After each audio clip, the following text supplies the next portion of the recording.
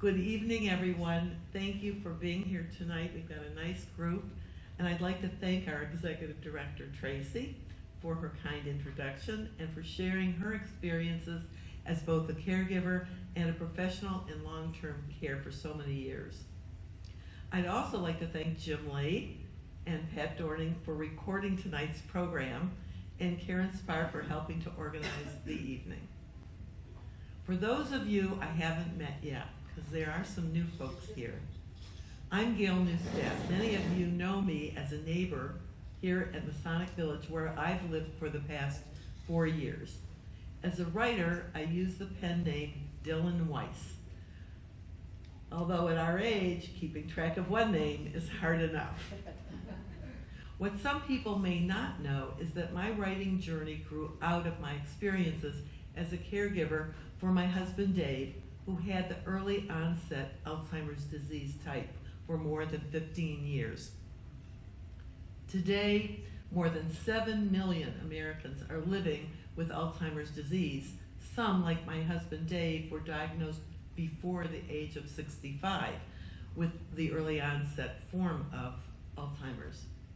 There are also today nearly 12 million family members and friends who are unpaid caregivers.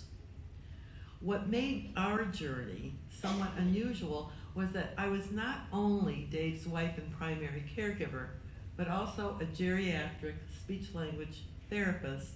I want to say pathologist because it's SLP, but you all know us as therapists, specializing in communication programs for individuals with cognitive impairment. Tonight, I'd like to share how caregiving changed not only my life, but also the direction of my writing. People often ask how I moved from writing textbooks, rehabilitation systems, government regulations, into worlds of fantasy and creative nonfiction, and how a cast of animal characters somehow became central to my stories. The question of my pen name, Dylan Weiss, I'll save for another time because that's a whole other story. But tonight I'd like to share the story behind my stories. All writers have backstories, those experiences, journeys, and events that lead them to a particular genre or way of telling their stories. For me, it was a series of magical moments that first inspired Skunk Tales trilogy, and many years later led to Traveling Our Road, a quasi-children's picture book that we'll watch together in a few minutes. We hope we'll watch it together. Otherwise, I'll be reading it. Looking back, I think our once beautiful life together began to change when Dave was only 47 years old. I had started noticing small changes that connected me, that concerned me, although we didn't have a diagnosis yet. Finally, in August of 1996, when Dave was 54, he was formally diagnosed with early onset Alzheimer's disease. The following month, we attended a Pittsburgh Pops concert. 2 performers came out on stage dressed as hobos, faces smudged, baggy pants, patched and worn, shirts tattered, and they each carried a sack tied to the end of a stick. When they began singing Side by Side, tears, I'm going to cry as I remember it, tears ran down my cheeks as the words hit me full force because it was us, traveling our road and sharing our load, side by side. Ironically, in that moment though, I understood what lay ahead. Ironically, one of the first things Dave lost was speech. Over the next several years, I developed communication programs for him and eventually wrote about them for the ASHA leader. Now, ASHA is American Speech Language Hearing Association. That's my professional national organization. The first article that I wrote for them was titled Side by Side. It was written in 2001, and then in 2002 it received a prestigious literary award from SNAP called the Society for National Association of Publications. It's got a new name now. Then, 5 years later, When Dave was in the late stage of the disease and about a year before he died, our grandson Joey unexpectedly became part of the story. By then, not only was Dave mute, but his face was expressionless, and he experienced occasional involuntary clonic movements, like this. Our 2.5-year-old grandson, Joey, was frightened by what he saw. He refused to go near his grandpa, saying simply, "Too scary." Joey's fear broke my heart. I was determined to find a way to ease his fear and help him connect with his grandpa. Realizing he had never known Dave before Alzheimer's disease, I decided to create a special picture book to introduce Joey to his grandfather, the grandfather he never knew. I paired old photos of Dave doing activities. In fact, I have one of the picture books here. And you know what? We can pass it around if people want to look at it. This was a copy of one of the books I did for him. I paired old photos of Dave doing fun activities with characters from Joey's favorite Winnie the Pooh storybook. And I used a tagline: Dave used to swim, just like Tigger. Or Dave used to hike, just like Christopher Robin. Or Dave used to like to go boating, just like Eeyore. And I called this little book Dave's Tale. As Joey sat beside Dave, listening to me read the story, his fear began to disappear. Little by little, Grandpa no longer seemed too scary. Next, by pure coincidence, I received a phone call from the editor of the ASHA Leader, that same newsletter I had told you about earlier, asking if I had developed anything new communication programs for Dave. I told them about writing Dave's tale for Joey and was invited to submit a follow-up article, which was then published as Still Side by Side, and it had a picture of Joey in it. That article led to a call from a colleague who was coordinating presentations for the 2007 ASHA convention that was in Boston that November. She asked me to present a workshop on communication programs for individuals with dementia, including the picture book Dave's Tale. I accepted the invitation, and my magical journey continued. However, there was a fly in the ointment, as so to speak.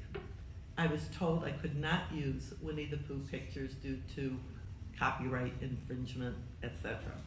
Our conversation went something like this. So my colleague, Michelle, said, "Okay." She said, "You can't do that." I said, "Okay, then I won't include Dave's Tale." She says, "No, you have to. It's really important. Just use pictures of other animals." And I said, "I can't do that. It's based on a story." Then she says, "Well, then, quick, write a children's story with animal characters that can substitute those animals for the ones you used in Winnie the Pooh." Several days later, while driving and daydreaming, I asked myself, "Okay, self, if you're an animal like Eeyore, who had lost his tail, what kind of animal would you be?" Thus was born Sebastian Skunk. And from there, the other characters slowly followed. So what began as a solution to a copyright problem eventually evolved into Skunk Tales trilogy. To my surprise, these imaginary animals brought humor, and Tracy talked about how important humor is, but it was the animals that brought humor back into my life during one of its most difficult times. Their adventures became so funny that I often found myself laughing out loud while I was writing, and truly laughter is the best medicine. My stories grew into 2 award-winning books filled with political allegory, humor, and deeper themes for children and adults alike. Both were published by Red Engine Press in 2016 and 2017. The trilogy, which took nearly 8 years to write and publish, expanded to more than 350 pages and over 20 characters. So yes, the long-awaited 3rd book is, by the way, still in progress. I'm writing it as we speak. Years later, I returned to the original idea behind Dave's Tale and rewrote it using 7 of the characters from the first 2 books in the trilogy. That book eventually became Traveling Our Road, and it was published in 2021. Although it was created to help children feel less afraid when visiting an ill one, I later discovered that it also opened meaningful conversations among adult caregivers and support groups. The road in the story became symbolic of the journey shared by both caregivers and loved ones, a road shaped by love, loss, resilience, and commitment. As you watch the animated version tonight, I invite you to think about your own journeys. Perhaps you'll think of a child visiting a grandparent. Perhaps you'll remember your own caregiving experiences. Because in one way or another, most of us have already or will eventually travel some version of that road. Although writing and humor helped me survive those years, caregiving also left invisible wounds. After more than 15 years of really difficult experiences during Dave's decline, I was left with what today would be called PTSD, or post-traumatic stress disorder. Yet, caregiving also changed the way I saw life. In many ways, I now feel obligated to live partly for both Dave and myself, what psychologist Dr. Joseph Kasper described as co-destiny. And that's where the caregiver carries a part of the loved one's journey forward into their own life.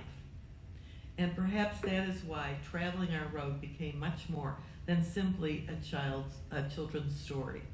It became a story about enduring connection, healing after loss, and love that endures long after illness changes our lives. As you watch and listen tonight, see how many symbols and hidden meanings you can spot along the way. So, as I said, we're going to watch. This is the story. Keep your eye out for any symbolism. Traveling Our Road, written by Dylan Weiss and illustrated by Abigail Wallach. Narrated by Lila Chasen. Dedicated to David J. Neuitstaadt. Hi, my name is Dylan, and this is DJ, my best friend. I have a magical story for you, that you don't know that magic is all around us. We can hear it, we can see it, we can smell it, we can feel it. DJ and I met on an escalator. I was going up and he was going down.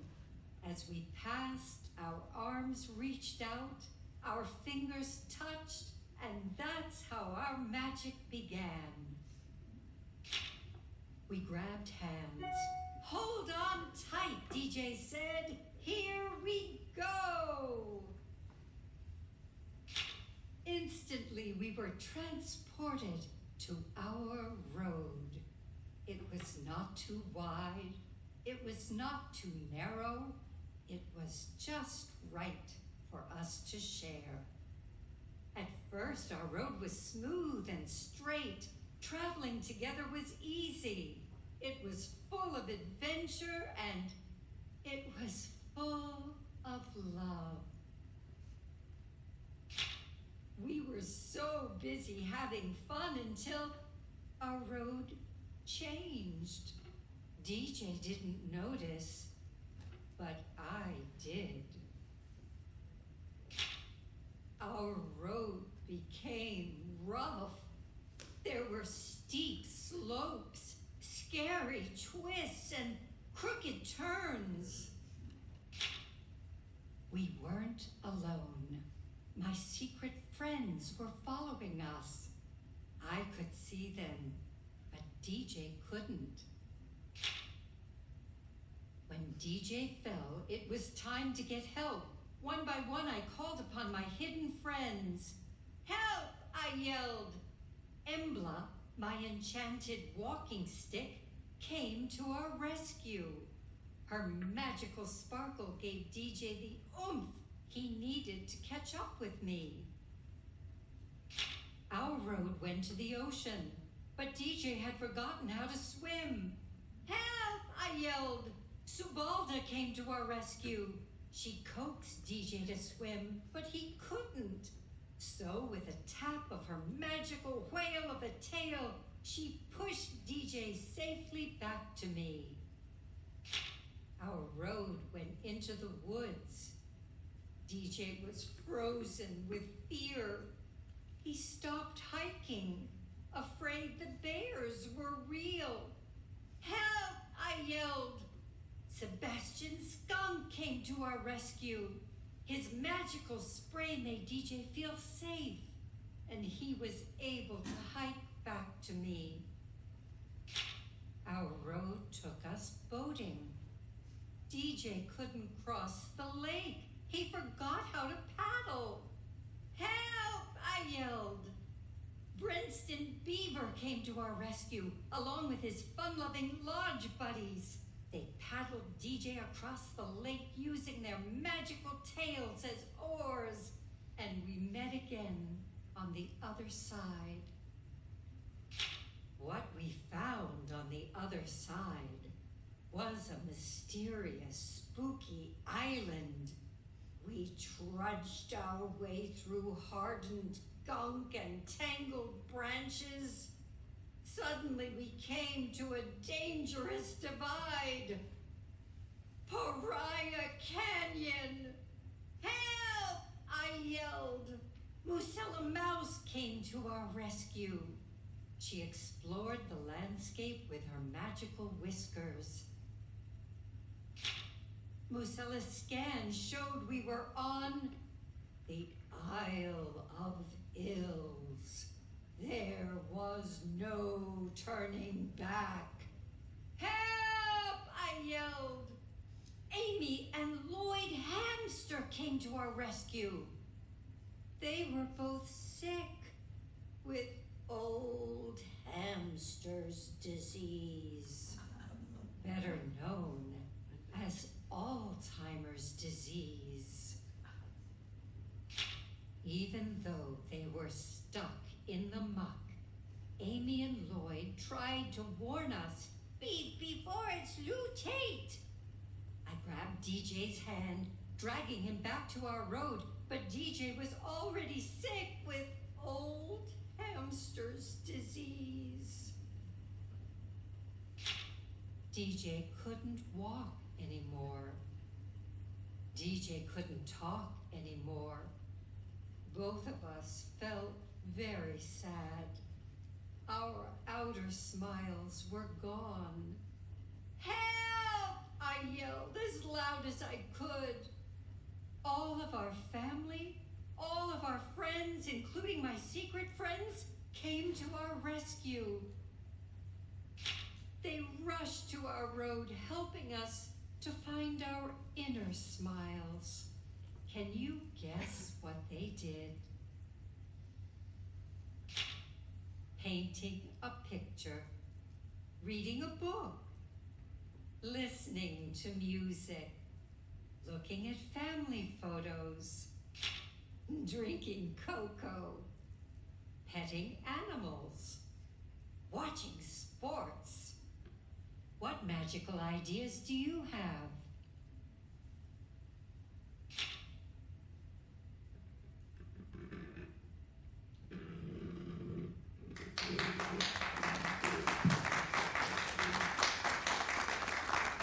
So, I want to ask the audience, after you watched that, did anybody notice any symbolism? And if so, can you share it with us, or if you have any questions? Old hamsters. Well, Old hamsters is probably what it.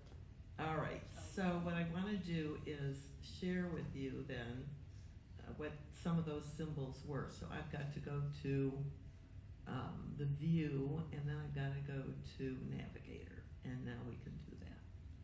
So to give you an example, there are a number of places where we could use these pictures to stimulate conversation in support groups. I want to see if I can find Oh, wait a minute, why is it not showing me my notes underneath? Hold on. I have, oh, that, the navigator, why isn't it doing it? This is what I hate.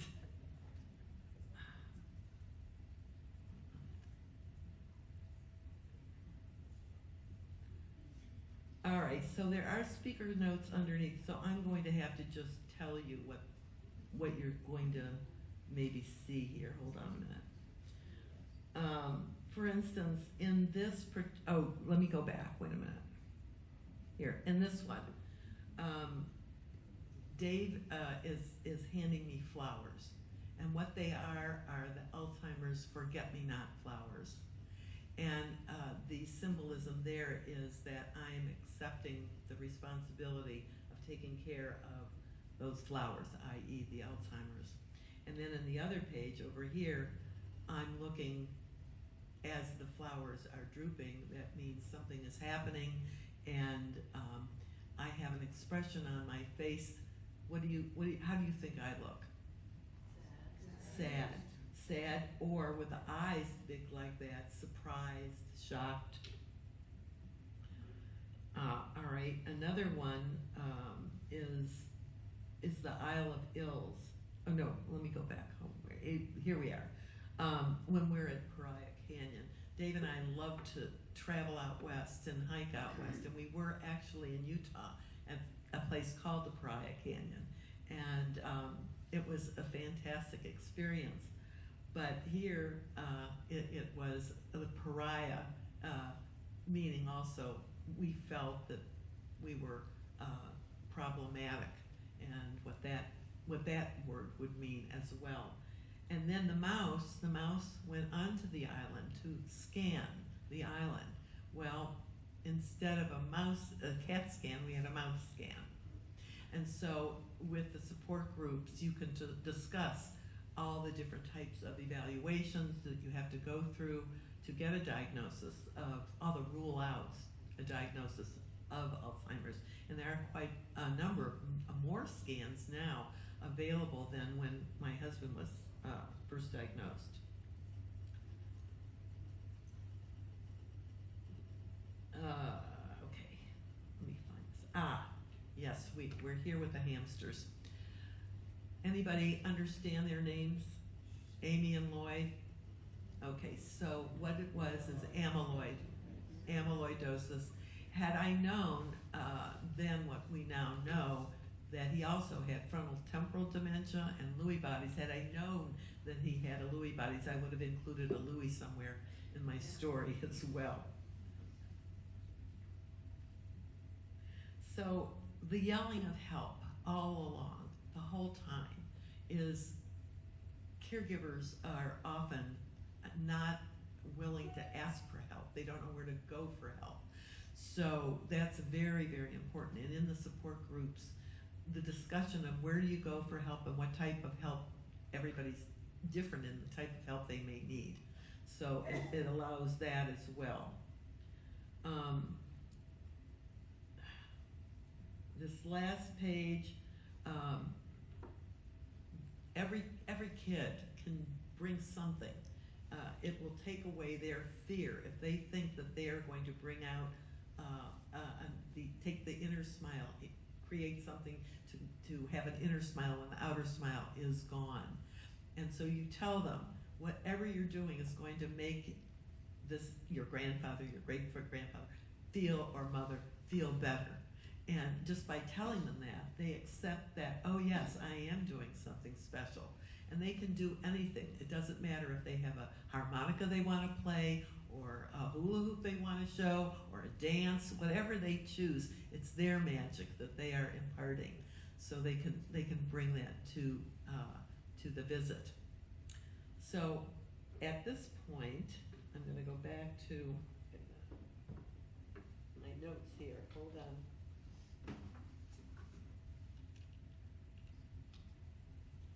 So I can't go back and forth very easily here. Bear with me for 1 minute.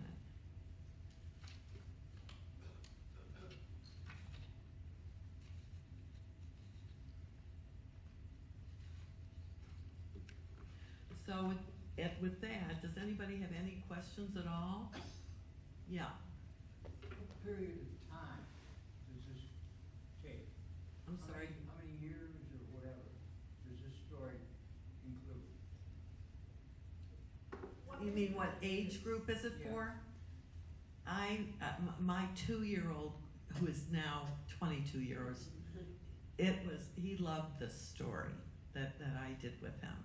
So this can be for little children, and it can be for adults and support groups. Gail, I think the question is what period of time did you deal with DJ being ill? Oh, When did his journey oh, start? like, Your age. oh, How old were you when David? how old was I when David, Yeah. Dave was 47 when I started, noting problems. I was 45. And when he was diagnosed at 54, I was 52. He died when he was 65. Thank you. So it was I'm sorry, I didn't understand your question. It was a long haul. And there were awful things that happened. And I can't talk about the awful things. So this was my way of dealing with, I had to bring humor back in, and this was my way. And I'll tell you a cute story along that lines. Dave and I were at Giant Eagle, and we had driven there, and I was just ready to take a parking spot, and some woman in a little red sports car pulled into the spot I was going to take. Well, I was furious, but I didn't say anything. She gets out, we get out of our car, and she gets out, and she's got long blonde hair. She's wearing kind of low cut, looking pretty sexy. And my husband looks at her, looks at the car, and who knew what he was going to say? He said, "Will you look at that?" And he's pointing. "Will you look at that car?" So that was one funny moment a story that I will never forget. So I want to thank you all again for being here tonight, for traveling this road with Tracy and me, and I'd like to invite you to stay afterwards and take a look at and or buy books. A percentage of tonight's proceeds for books sold will go to the Clear Thoughts Foundation and also the Scottish Rites Masons Dyslexia Center. I hope the stories continue to spark conversations, laughter, reflection, and perhaps a little healing along the way.